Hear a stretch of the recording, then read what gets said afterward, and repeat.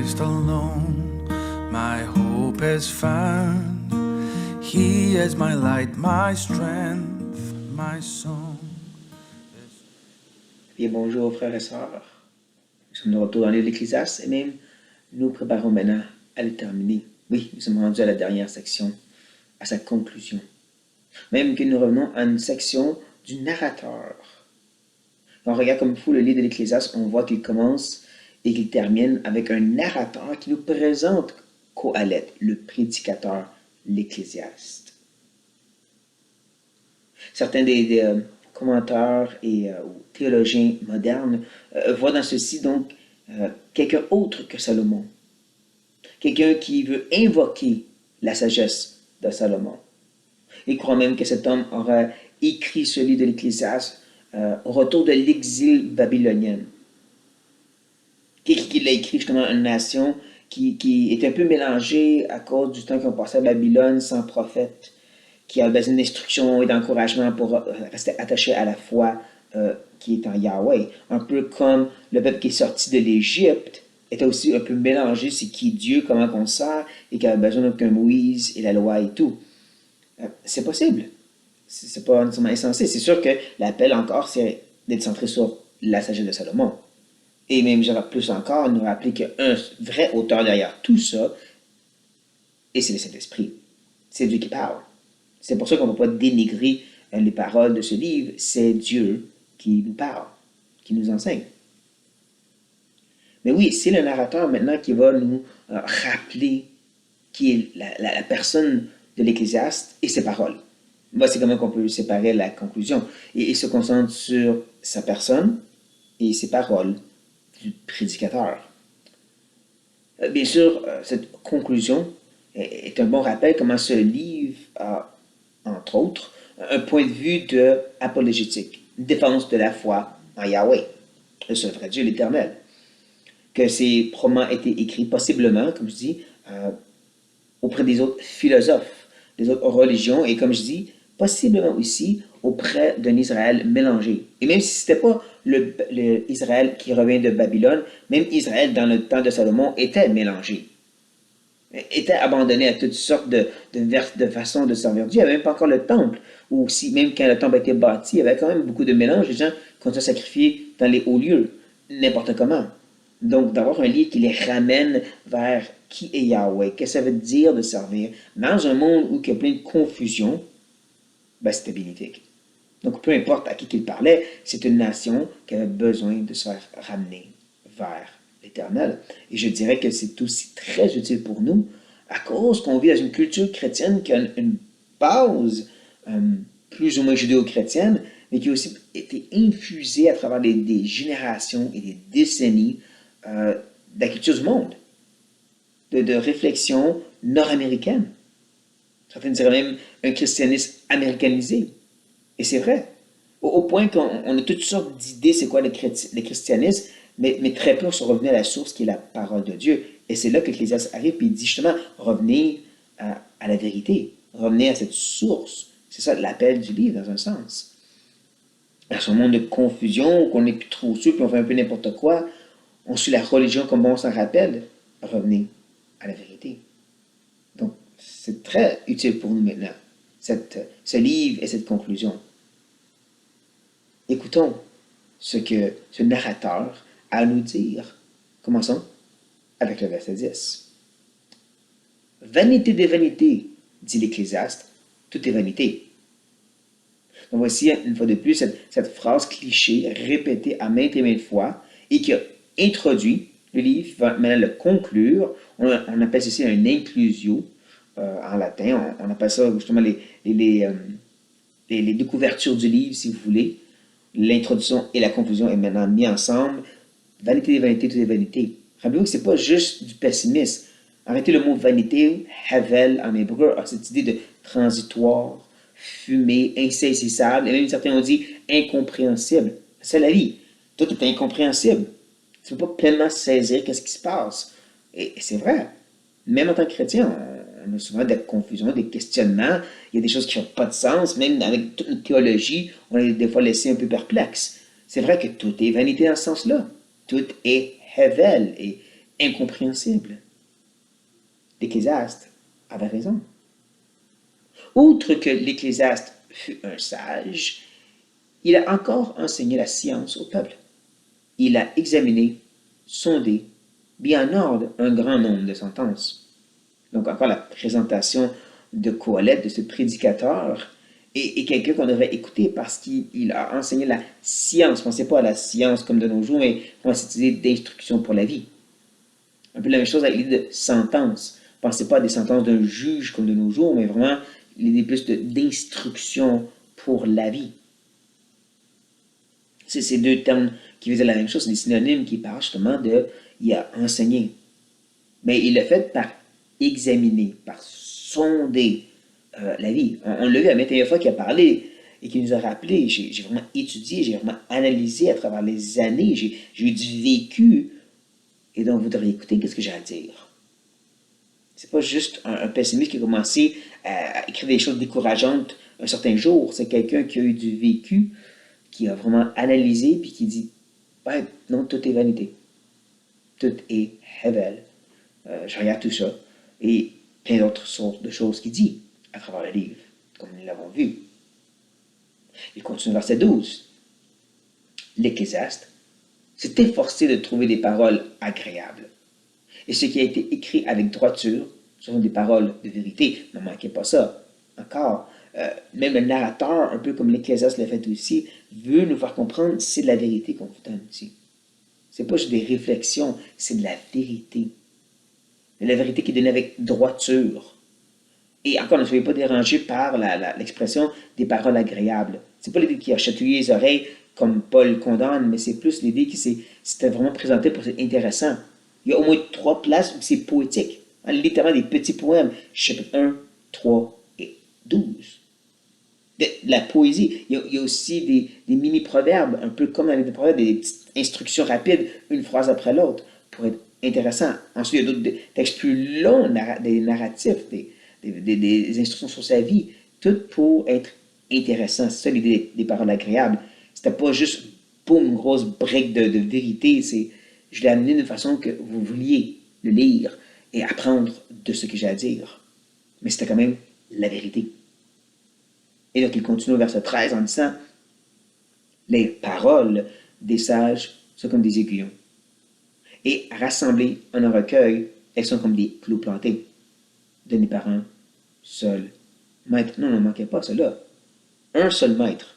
L'idée est claire, même que dans l'hébreu, ça pousse certains à traduire peut-être ici un seul berger. Le bon berger, peut-être? Oui, on devrait certainement voir ici, par le Saint-Esprit, qui est en train de nous pointer vers ce bon berger qui nous instruit par ce livre. Comme j'ai dit, c'est inspiré, c'est de Dieu, c'est Dieu qui a parlé à travers le livre. C'est pour ça, à maintes fois, j'essaie de ramener vers Dieu le texte. Parce que c'est le but. C'est Dieu qui a parlé. C'est pas un homme qui a réfléchi, c'est l'Esprit qui nous a instruits. C'est le bon berger qui était assis et qui nous enseignait un peu comme le sermon sur la montagne avec Jésus.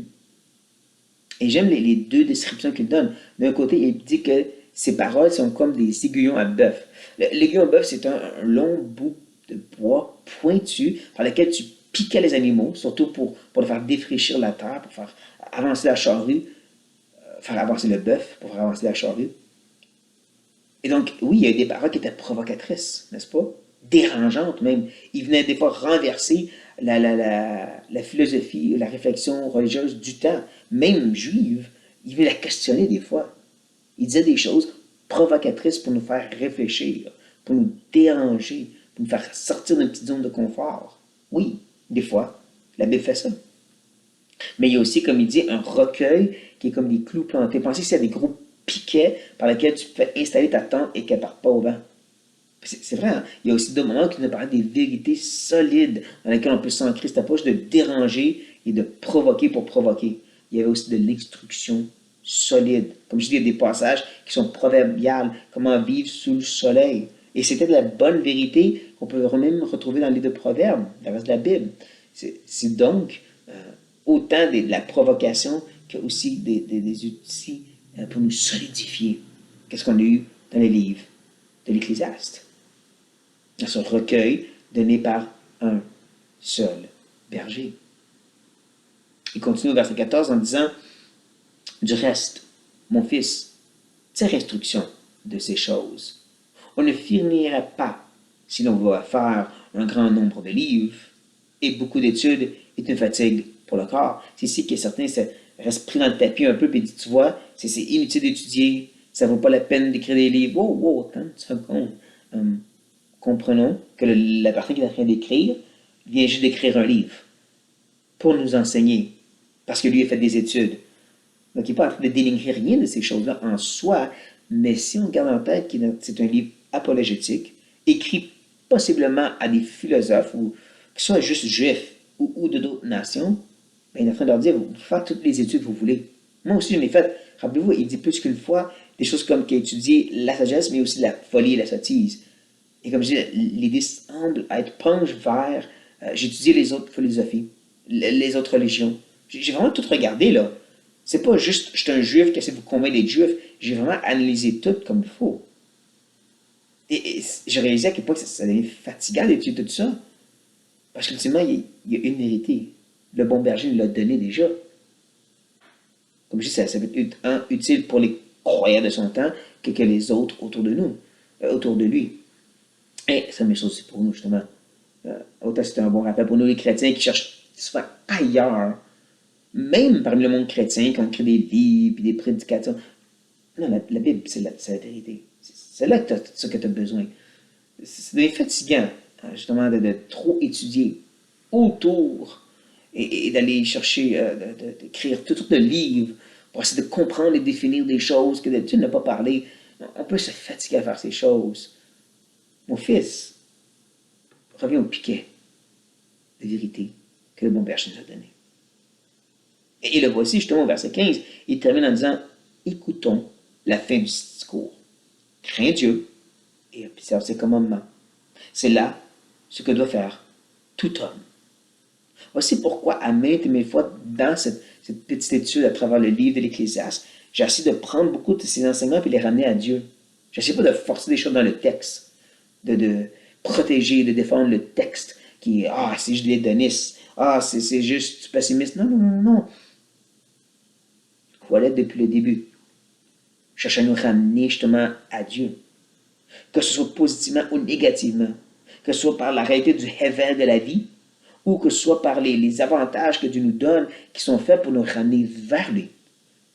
Comme il faut qu'il va lever notre tête pour regarder au-delà du soleil sur lequel nous vivons, puis dire, il y a une source derrière ça. Je n'ai pas inventé des choses. C'était ça le but du livre, parce qu'il termine en disant, voici qu'est-ce que je voulais faire. Nous appeler à craindre Dieu et ses commandements. Et ne manquez pas comment les deux sont inséparables. Il y a la crainte de Dieu, qui est un équivalent à aimer Dieu, être en relation avec Dieu. Ne dis pas que tu aimes Dieu si tu ne le crains pas, si tu n'as pas une révérence et un respect et une soumission devant sa volonté. Ne dis pas que tu es en relation avec Dieu si tu ne veux pas suivre ses commandements, t'éloigner du péché que lui nous présente. En même temps, ne va pas juste d'observer ses commandements, de suivre des règles sans avoir cet aspect relationnel avec Dieu. Parce que c'est là qu'il vient le danger, comme les pharisiens, les légalistes et les moralistes de nos jours, où tu ajoutes des règles et des standards et tu ajoutes tout ce de protection, parce que ça devient juste un appel à obéir des commandements comme n'importe quelle autre religion. Donc, tu as besoin de cette crainte intime, relationnelle, d'aimer Dieu, qui se découle par l'obéissance. Et l'obéissance qui vient de cet amour. Le deux, c'est qu'est-ce que Colette a essayé de nous dire depuis le début. On espère l'avoir entendu. Parce que comme je dis, on vit dans une culture qui est déjà chrétienne. Et même bien souvent, dans des places comme ici au Québec, où que c'est pas prédominant chrétien, on a vraiment rejeté la religion. Et donc, quand tu viens au Seigneur, c'est quelque chose un peu radical. N'empêche qu'on pourrait des fois rentrer dans des églises bien plus conservatrices, remplies de règles et de commandements, et on passe l'aspect de crainte et d'amour et de commandement. On parle relation, puis on oublie commandement. On parle de commandement, puis on oublie relation. Et voici une belle appel de dire, non, ça vient ensemble. C'est inséparable. Voici justement la fin de mon discours. Voici qu'est-ce qui est important que vous deviez reconnaître à travers ces piquets de vérité, ces aiguillons à bœuf et ces piquets de vérité. Sur ce, frères et sœurs, prions. En premièrement, Seigneur, je te remercie pour l'aide de l'Ecclésiaste. Quelle richesse pour nous. Et que c'est triste à quel point qu'on l'a mis de côté, Seigneur. Qu'on l'a remis dans la bibliothèque, ce livre parmi les 66 autres. Qu'on ait mieux se concentrer sur les autres livres plus intéressants. Pardonne-nous pour ça, Seigneur. Quel livre remarquable, extraordinaire. Quelle pensée provocatrice, mais solide, donnée par le bon berger. Oh, Seigneur, aide-nous à revenir à ce livre encore et encore et de vraiment s'asseoir comme au pied de Jésus et descendre sur la montagne, recevant ton instruction, ta provocation. Amène-nous, Seigneur, à cette place de craindre, de révérer un vrai amour pour toi qui réalise qui qu'on aime. Un Dieu qui est glorieux, un Dieu qui est saint, qui est transcendant, qui est au-dessus de nous et devant lequel on doit se prosterner en adoration. Pas juste lever les mains en chantant, mais prosterner, être émerveillé par toi. Et que ça nous amène à une obéissance, Seigneur, à une fidélité, à haïr ce que tu haïs, ce que tu déclares dans ta parole, être mal et péché, et de s'accrocher à ce que tu appelles commandement, aussi l'appel à l'obéissance, Seigneur. Comment tu nous appelles à bâtir ton royaume, à s'aimer les uns les autres, pour le bien de ton Église, pour la gloire de ton nom et de ton Fils. Donc on prie, aide-nous à prendre au sérieux les paroles de Qoheleth, de ton prédicateur. On demande ta grâce et ton aide dans ceci, Seigneur, au nom de Jésus-Christ. Amen. Et j'espère que vous avez bien apprécié ce livre de l'Ecclésiaste, que vous allez être enrichis la prochaine fois que vous allez le lire. Et on va voir la prochaine livre qu'on va regarder ensemble. Sur ça, soyez bénis, mes amis. The solid ground, firm through the fiercest drought and storm.